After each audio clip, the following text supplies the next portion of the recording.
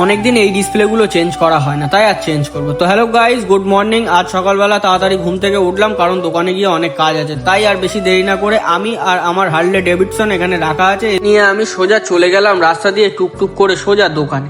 দোকান খুলতেই না খুলতে হালকা করে মোশন মেরে দেখিয়ে দিলাম আমার ফেস।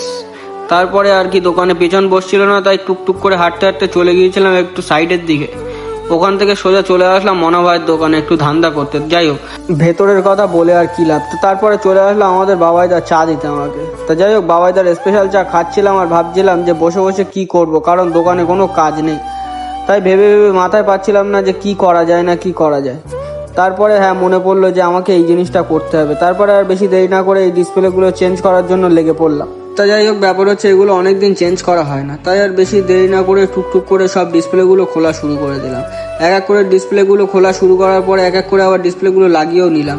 তো যাই হোক, এইভাবে আমি একটা পার্ট কমপ্লিট করে ফেললাম। তাই একটা পার্ট কমপ্লিট করার পরে আরেকটা পার্ট নিয়ে আসলাম।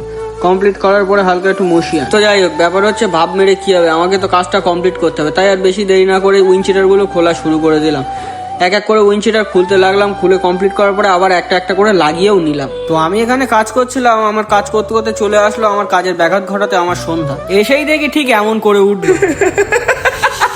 তো যাই হোক, ব্যাপার হচ্ছে ডিসপ্লেগুলো চেঞ্জ করার পর ডিসপ্লেগুলো দেখতে এমনই লাগছে।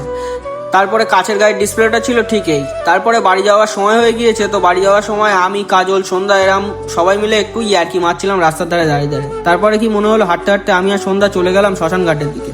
তা সন্ধ্যা লজ্জা পেয়ে আবার পিছন দিক থেকে আমার একটা চড় মারলো। মারার পরে আমার সময় হয়ে গিয়েছে বাড়ি যাওয়ার। তাই টুকটুক করে গুটি গুটি পায়ে ফোনটা মুখের দিকে লাগিয়ে নিয়ে হাঁটতে হাঁটতে চলে গেলাম আমার সাইকেলের কাছে। সাইকেলটা নিয়ে সোজা চলে যাবো বাড়ি। টাটা।